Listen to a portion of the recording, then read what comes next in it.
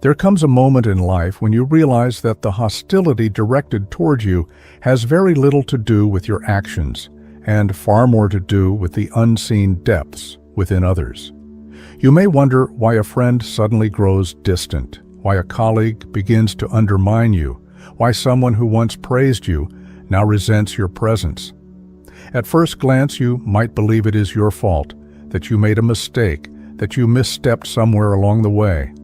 But often the truth is far more complex, far more hidden. It is not your actions they are reacting to. It is the shadow within themselves that they have never dared to confront. The human psyche is not simply light and clarity. Every person carries within them a shadow, the repository of rejected traits, disowned desires, buried shame, and unacknowledged fears. These are the aspects of the self that people cannot bear to face. Instead of integrating them, they push them down into the unconscious. Yet the shadow never disappears. It lingers, waiting, heavy, and silent, until the right trigger calls it forth. And that trigger, more often than not, is another person. You may become the embodiment of what someone has denied within themselves. Perhaps your confidence highlights the insecurity they cannot admit. Perhaps your discipline exposes the laziness they have hidden. Perhaps your compassion reminds them of their cruelty, or your freedom reveals the chains they have willingly locked themselves into. When this happens, they do not see you. They see their shadow in you, and they despise it. Hatred, envy, and resentment are often nothing more than projections of the unclaimed parts of themselves. This is why people can treat you like an enemy without you ever harming them. They wage war not because of your actions, but because your existence unsettles their illusion. You become the mirror that shows them who they are, and that reflection is unbearable. Instead of facing their own darkness, they attempt to destroy the mirror. They speak against you, sabotage you, or distance themselves from you, believing that by removing you, they can remove the shadow. But the shadow follows them everywhere, whispering, waiting, demanding recognition. Understanding this dynamic changes everything. It allows you to stop taking hatred personally. When you see clearly, you realize they are not fighting you. They are fighting themselves. They are not repelled by your essence, but by the part of their essence they have buried and disowned. You simply became the stage upon which their inner conflict is projected. Think of the person who ridicules kindness. Beneath the mockery is often a shadow filled with unhealed wounds from neglect, a longing for tenderness they never received. Think of the one who despises confidence. Beneath their hostility lies a shadow suffocated by doubt, a self-image so fragile that another's strength feels like an insult. Think of the individual who cannot tolerate another's freedom. Their shadow carries chains of fear and obedience, a suffocating need for external approval. When you stand in your light, you bring their darkness into focus, and many would rather blame you than look within. This is why the shadow is so dangerous. It convinces people that what they hate in others is real, when in truth it is only a reflection of themselves. It is easier to attack the external than to acknowledge the internal. It is easier to criticize another's success than to admit one's own passivity. It is easier to condemn someone's authenticity than to confront one's own false identity. But you must also recognize that the shadow is not only in others, it is within you as well. Just as you awaken discomfort in others, others awaken discomfort in you. The traits you despise, the people who irritate you, and the qualities you mock, all of these may point toward your own unclaimed shadow. To deny this is to live in blindness, forever blaming, forever projecting. To see it is to begin the work of integration, the work of making peace with the darker corners of your being. The shadow within others will continue to operate silently, shaping their judgments, distorting their perceptions, guiding their hostility. They may never realize that you are not their enemy, but their mirror. They may never understand that what they despise in you is the unhealed wound in themselves. Their struggle may remain hidden, their projection unacknowledged, their hostility unexplainable. But if you see it clearly, you will no longer be deceived by appearances. You will know that beneath the mask of hatred, beneath the eruption of envy, beneath the wall of rejection, there is a shadow that refuses to be seen. And it is that shadow that speaks through them, not their conscious self. Authenticity is one of the most disarming forces a human being can embody. To be authentic means to live without the constant need for masks, to speak with a voice that is not borrowed, and to act in alignment with one's inner compass. Yet, as liberating as authenticity feels to the one who embraces it, it often awakens resistance, hostility, and even hatred in others. Because authenticity is not just a way of being, it is a mirror that exposes falseness. And when you step into your authentic self, you unknowingly challenge the illusions others depend upon for survival. Many people live behind masks. They construct identities that are palatable, roles that win approval, personas that shield them from rejection. These masks become armor against the world, disguises carefully maintained to keep insecurities hidden. But the presence of someone authentic destabilizes that armor. It reveals the fragility of the mask. It makes the carefully constructed identity feel weak, hollow, and temporary.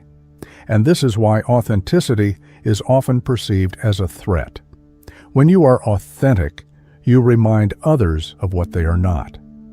You remind them of the compromises they've made, the truths they've silenced, the roles they've played just to belong. Your presence becomes a silent confrontation.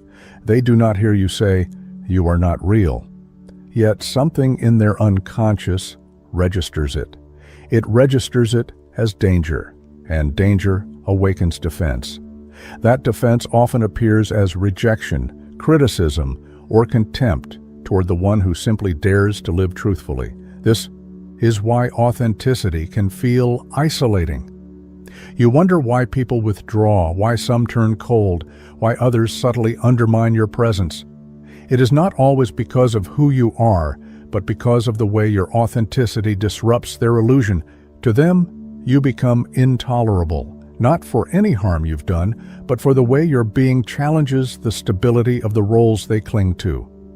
Consider how unsettling it is to encounter someone who refuses to conform. Their refusal reminds you of your own compliance. Think of the one who speaks truth when everyone else chooses silence. Their courage calls out your fear, whether they intend to or not. Think of the individual who lives unapologetically, whose choices reflect freedom instead of approval-seeking. Their freedom highlights the chains around your own decisions. Authenticity, by its very nature, awakens discomfort. It forces people to look inward, and many are not ready to face what they see. But authenticity is not arrogance. It is not rebellion for the sake of rebellion. It is alignment, the simple act of existing as you are, without distortion. Yet this simplicity is what makes it powerful. A mask requires effort to maintain, a lie requires constant reinforcement, an image demands continuous energy, but authenticity demands nothing. It flows, it stands, it breathes.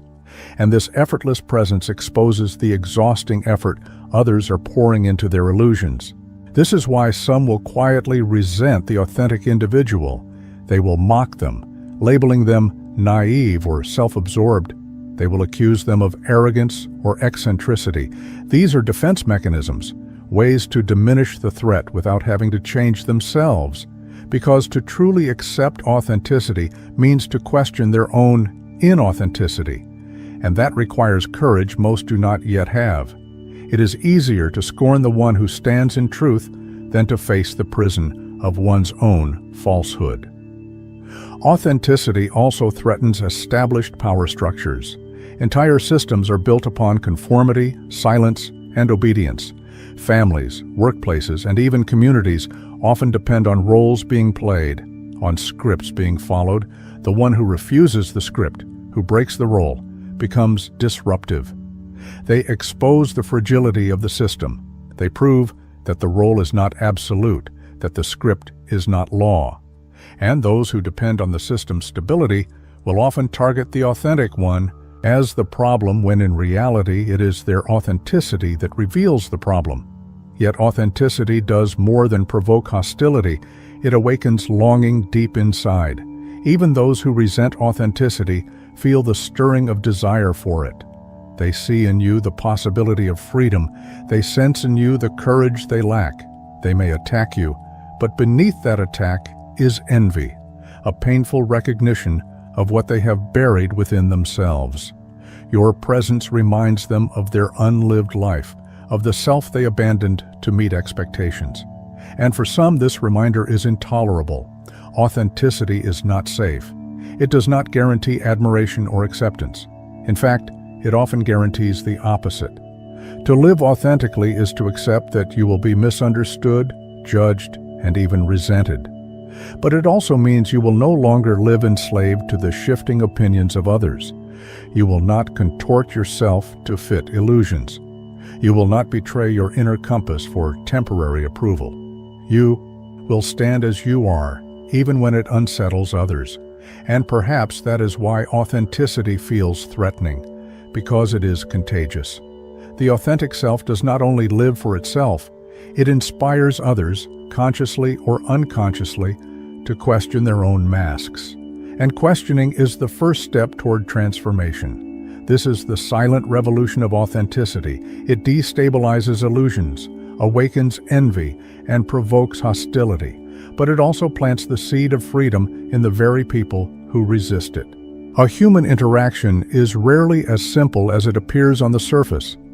Every conversation, every relationship, every exchange of words or silence carries with it a current of power. Sometimes it flows softly, almost invisible, and sometimes it surges with undeniable force. Yet most of the time, these dynamics remain hidden.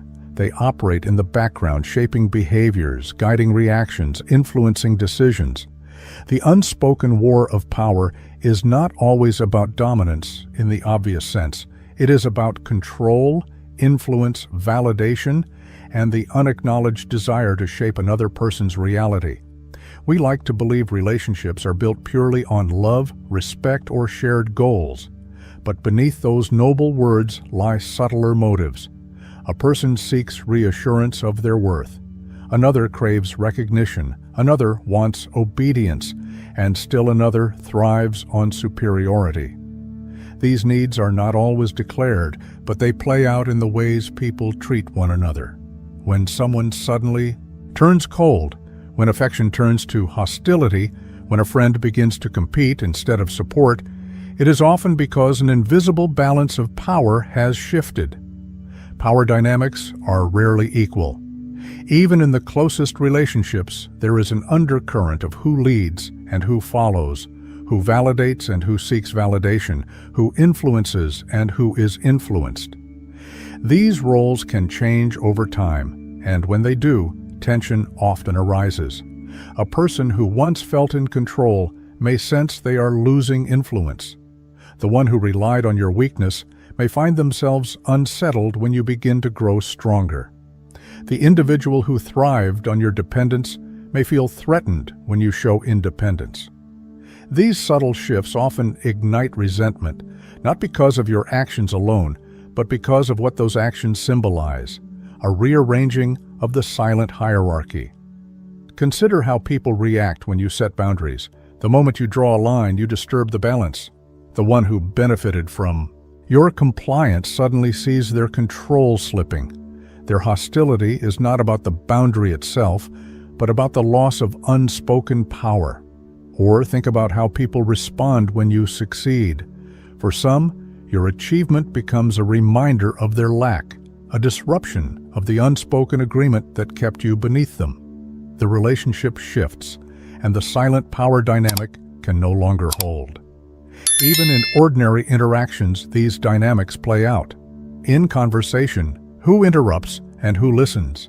In groups, who commands attention and who blends into the background? In families, who is deferred to and who is dismissed? These patterns may appear trivial, but they reveal the distribution of power that quietly governs relationships. And when one person begins to resist, when they step out of the expected role, it often provokes friction. The unseen nature of power dynamics makes them especially dangerous because they are rarely acknowledged. They are easily misinterpreted. You may believe someone dislikes you for no reason, when in reality they sense a threat to their control. You may think you disappointed someone with your choices, when in truth those choices reveal to them how little power they actually hold over you. The hostility you encounter is not about who you are, but about what your presence disrupts in their hidden balance of control. Power does not always mean authority or dominance in an obvious sense. Sometimes it is as subtle as emotional leverage, the ability to make someone feel guilty, the capacity to withhold affection, the silent pressure of expectation. A person may not raise their voice, yet they wield enormous influence by threatening withdrawal, by offering approval only when you conform, by manipulating the unspoken rules of connection. When you stop playing along, when you stop giving them that leverage, the structure collapses. And few things breed resentment faster than the collapse of a hidden structure of power. To recognize these dynamics is to understand that conflict is often not about surface disagreements. It is about the deeper struggle for influence, the fear of losing control, the insecurity of being overshadowed. People rarely say, "I resent you because you no longer make me feel superior," or "I am angry because I cannot manipulate you anymore." Instead, they frame it as betrayal, arrogance, selfishness, or disrespect. These words disguise the deeper truth. The power they once held over you has slipped away. Yet the desire for power is not inherently malicious. It is rooted in human nature. People seek control because they fear chaos. They crave influence because it reassures them of their worth. They cling to hierarchies because it makes them feel safe in a world of uncertainty. The problem arises when these desires are left unacknowledged, when they twist into silent expectations, when they turn into hostility toward those who do not comply. You cannot always dismantle these dynamics, nor can you always prevent the resentment they create. But by seeing them clearly, you free yourself from confusion. You stop internalizing hatred as if it were born from your flaws. You begin to see that much of what people project onto you is not about you at all. It is about the shifting currents of invisible power, the silent hierarchies that govern human connection, the fragile sense of control that people protect at all costs. Human beings do not simply see others as they are. They see themselves reflected back through others. Every interaction becomes a kind of mirror, a silent revelation of hidden truths, unacknowledged wounds, and secret desires. What we admire in others often reveals what we long to cultivate within ourselves. What we despise in others often exposes the parts of us we refuse to face. This is the mirror effect, the undeniable truth that the judgments we cast outward are more often than not a reflection of our inner world. The mirror effect is why people can suddenly turn against you without cause. They are not truly reacting to you. They are reacting to what you awaken within them. When you embody qualities they have suppressed, you become the mirror that reveals what they are missing, what they are avoiding, or what they are ashamed of. And for many, that reflection is intolerable. Instead of facing it, they attack the mirror. They criticize, they resent, they distance themselves, not because you harm them, but because your existence has brought their shadow into focus. Imagine the person who mocks your ambition. Beneath their laughter is often the sting of their own unfulfilled potential. Imagine the one who cannot stand your confidence.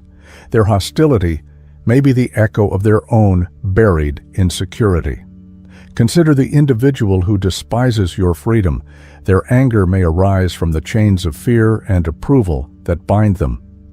In every case, the hatred is less about you and more about the reflection you bring to their surface.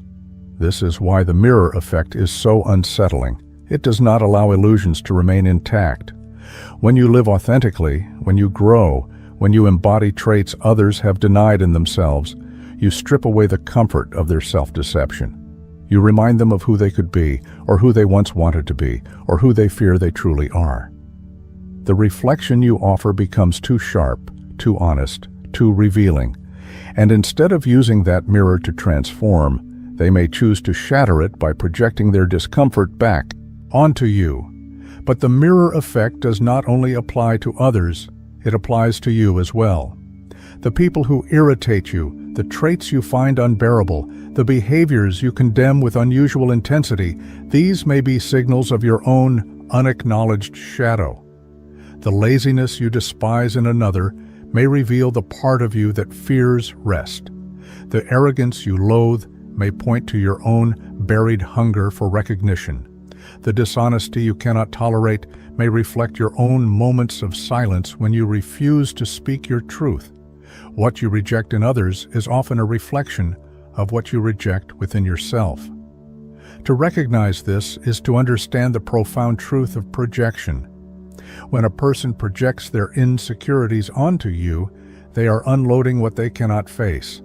They accuse you of selfishness when it is they who fear being selfish.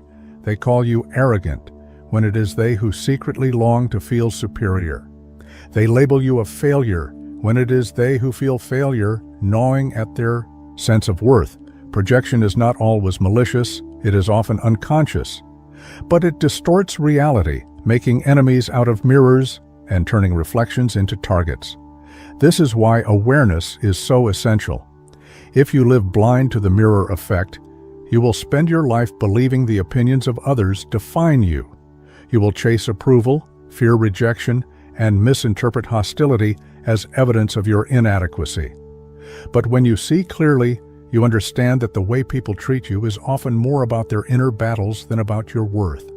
Their admiration is a reflection of their unclaimed potential. Their hatred is a reflection of their disowned shadow. The mirror effect also explains why certain relationships feel magnetic. When someone admires you, it is not only because of who you are, but because you remind them of their unlived possibilities. Your courage awakens their own courage. Your kindness stirs their own compassion. Your growth sparks their own desire to evolve. In this way, the mirror can inspire transformation, not just hostility. The reflection you offer can serve as a catalyst, urging others to reclaim the parts of themselves they have long abandoned. Yet not everyone chooses growth when faced with the mirror. Some resist, some deny, some lash out. And so relationships fracture, trust dissolves, and hostility surfaces. The mirror effect reveals that conflict is rarely about surface-level issues. It is about deeper truths being reflected, truths that someone is not yet ready to face. The anger is not really about your words, your choices, or your existence. It is about the pain of seeing oneself too clearly in another. To live with this awareness is to carry a different kind of strength. You stop personalizing every rejection. You begin to see criticism as information, not condemnation. You recognize that envy is not proof of your guilt, but proof of another's longing. You accept that hatred is often misdirected self-hatred disguised as outward hostility. The mirror effect shows you that human connection is never just about the surface. It is always about reflection, projection, and the silent dialogue between inner worlds. And so the mirror effect becomes both a challenge and an invitation. A challenge, because it means you will often be targeted for what you awaken in others. An invitation, because it also means every reaction, admiration, or hatred can reveal hidden truths about the one giving it. To see others as mirrors is to gain insight into yourself. To see yourself as a mirror is to understand the invisible reasons why people treat you the way they do. Envy rarely announces itself. It does not arrive with a trumpet of confession or an honest admission of weakness. Instead, envy hides in silence. It lingers in the pauses between words, in the sudden withdrawal of warmth, in the subtle shift of energy that tells you something has changed, though no one dares to name it. Envy is one of the most powerful yet concealed emotions in human relationships. And because it is rarely spoken aloud, it becomes dangerous, corrosive, and destructive. Most people will not tell you they envy you. They will not say, "Your success makes me feel small," or "Your confidence reminds me of what I lack." To admit envy is to admit inadequacy, and pride will not allow that. So, envy disguises itself. It cloaks itself in silence, in backhanded compliments, in sudden distance, in hidden resentment. You may not even know it is there until it erupts, until admiration turns into criticism, until friendship turns into rivalry, until support turns into sabotage. The silence of envy is deceptive because it often masquerades as indifference. You may notice someone who once celebrated your victories no longer claps as loudly, no longer reaches out, no longer smiles with the same sincerity. Their silence feels heavy, but you cannot trace it to a specific moment of betrayal. That is because envy grows slowly, quietly, like a shadow stretching in the background. It waits for a moment of comparison, a reminder of what they lack, and in that moment, it tightens its grip. What makes envy so insidious is that it feeds on closeness. Strangers may admire you, but it is often those closest to you who feel the sting of comparison most intensely. A friend, a colleague, even a family member can find themselves silently consumed by envy, not because you harmed them, but because your progress illuminated their stagnation. Your light exposes the corners of their own unfulfilled potential. And instead of using that discomfort to grow, they retreat into silence, nursing a hidden wound that turns into quiet hostility. The silence of envy also reveals itself in the way people interpret your actions. Words you spoke with innocence are twisted into arrogance. Achievements you earned with effort are dismissed as luck. Boundaries you set for self-respect are framed as selfishness. These distortions are not reflections of your truth, but of their envy. Envy clouds perception. It makes others see not who you are, but what they fear they are not. And because envy is rarely confronted directly, it spreads like a poison. Left unspoken, it festers. Left unacknowledged, it deepens. People rarely say, "I envy you." But they may express it through subtle acts of sabotage, through undermining remarks, through withholding support when you need it most. Their silence is not neutral. It is charged with resentment. It is the silence that does not celebrate your growth, the silence that withholds recognition, the silence that quietly wishes for your failure just to feel relief. But envy does not only live in others, it lives in you as well. To deny this is to remain blind to your own shadow. There are times you too have looked upon another's freedom, beauty, success, or courage, and felt a sting of inadequacy. You may not have admitted it, but you felt it. The silence of envy is not exclusive to your enemies. It can creep into your own heart too. And if you do not face it, you will project it onto others, condemning them for the very qualities you wish you had cultivated within yourself. The silence of envy is a reminder of how deeply human beings crave comparison. People measure themselves not only by their achievements, but by the achievements of those around them. When someone close surpasses them, it feels like a threat to their identity, as if your success diminishes their worth. But the truth is, envy is never really about the other person. It is about the mirror. They hold up the reflection of what remains unlived within the self. To see envy clearly is to understand that much of the hostility you encounter in life is not born from your flaws, but from your light. People are not only irritated by what is wrong with you, they are often more unsettled by what is right with you. They can forgive weakness, but strength awakens their own insecurities. They can tolerate mediocrity, but excellence exposes their avoidance. They can accept conformity, but authenticity highlights their masks. And so, instead of confessing envy, they fall silent, and in that silence grows resentment. The silence of envy is dangerous because it is invisible until it is too late. You may think someone supports you, only to discover they were quietly hoping for your downfall. You may believe you are surrounded by friends, only to learn that some have been competing with you in secret. The unspoken nature of envy makes it one of the most potent forces in human relationships. It erodes trust, corrodes connection, and turns admiration into animosity. Yet when you recognize the silence of envy for what it is, you stop misinterpreting it. You no longer shrink yourself to avoid triggering others. You no longer beg for explanations when someone withdraws. You no longer doubt your worth because of another's coldness. Instead, you see envy as the shadow. It is not a reflection of your failure, but a reflection of another's unclaimed potential. You realize that the silence surrounding your victories is often louder than applause.